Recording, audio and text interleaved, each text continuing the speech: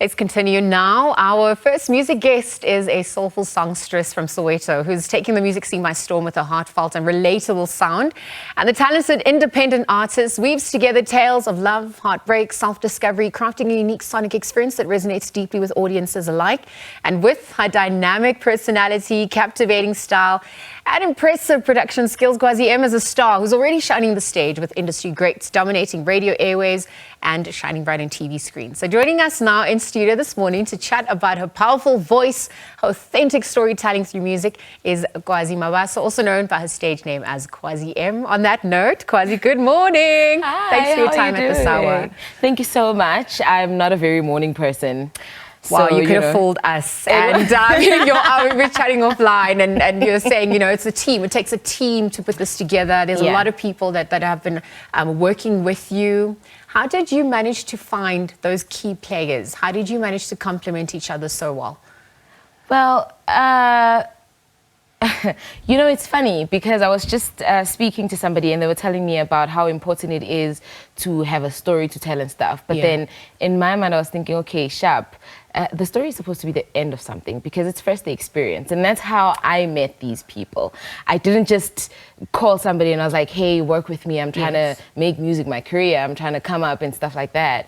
It was just, it happened along the way. I obviously had other people that I've worked with, but I suppose every day from then led to me meeting these people now. It's been a couple of years with these guys. It's been years with these guys. And you're making magic on that note. Exactly. Because it's resonating with the audiences alike. You're a rising superstar in South Africa as well. Talk to us about accepting that and that transition as well.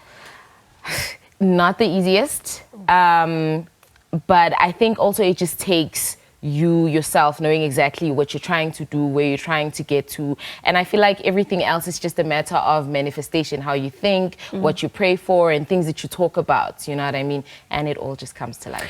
I want to get into those experiences and what you talk about, because you're religious about being authentic. And so your style, your sound, the messaging, relaying those experiences means a lot to you. Walk us through what you try to encompass on that front. Experience, I suppose. So like I said, I spoke to somebody and they told me having a story, giving us a reason why we should listen to you is very important in a form of storytelling and stuff like that. And I tried so hard to have a story. I thought maybe my story is somewhere when I was growing up or something like that.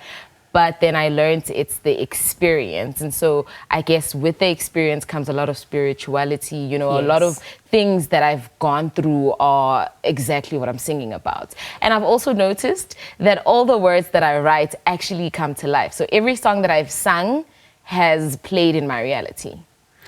Because they're universal truths. There's love, there's heartbreak, there's suffering, there's ups and downs, ebbs and flows. Can't run away from it. I mean, how do you navigate that and become so raw and vulnerable? Because you can't run away from exposing who you are. And no. How do you heal from that experience through this music telling process? I think, so I have a saying.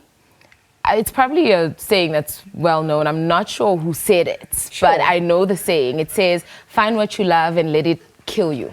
You get what I'm saying? So I believe that whatever it is that you are into, whatever it is that you love, whatever it is that's pushing you, that you're not stopping at right now, is both good and probably hurtful at the same time. You know what I mean? There's no way that you'll just go through it and it's all merry and...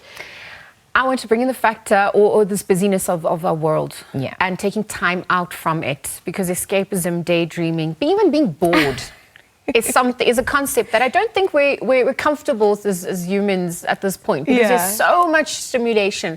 What role does that experience play for you in your creation process? It gives me a lot of content. Yeah. It gives me a lot of content, a lot of things to sing about, a lot of things to put on camera and relate to people, you know what I mean? I guess my thing a lot is I feel like I'm an introvert, and my way of communicating or having a conversation with anybody really is through music and through the content that I make with the music and stuff like that.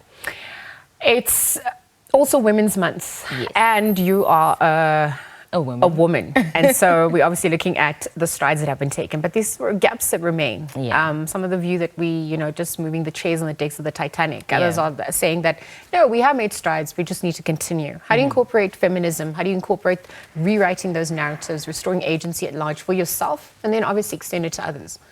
I think for me, it's just being myself, unapologetically being a woman. And I'm happy that you actually brought this up, because I've got a show that's coming up for, celebrating women on the 10th of August. And it is just about, letting other women, or making them aware of the strides that other women have made for us to be here. Other women have crawled and ran so that we could walk comfortably and stuff like that. And so I just want to add on that empowerment, rather, you know what I mean, and just make every other woman aware and freely and fully exist, rather, like make sure that we are all fully existing. And being an independent artist, the decision to go that route, what has that been like for you? The realities on the ground. Well, I don't think it was a decision that I just woke up and I was like, you know what, I'm going to be an independent artist because all of these record labels are ripping people off. Probably would have not been the first thing that I decided. I probably would have signed on to a label, probably would have been easier that way for me to get out there and get known. But at the same time, there's beauty in just walking this thing on my own, you know what I mean, without a label or without any sort of big funding coming through for me. It's very hard, but also it's been teaching me a lot of resilience. Well, how do you describe your sound? And obviously there's a lot of cross collaboration. So if you're gonna dabble into other genres and aspects as well, what does that future look like for you? Very promising, especially with the Afro pop sound, the South African sounds. I'm very excited with that. I'm looking forward to it taking me all around Africa and all around the world. But otherwise, I do identify as an R&B artist. That would be my primary genre. But I do get in, everything else. It depends on what's inside, what I want to tell at that moment, what's in front of me, what I'm hearing at that moment. Absolutely. Well, we are looking forward to you telling many more stories, and thank you for sharing yours at this hour with us here on the SABC. We're wishing you all the best of luck as well.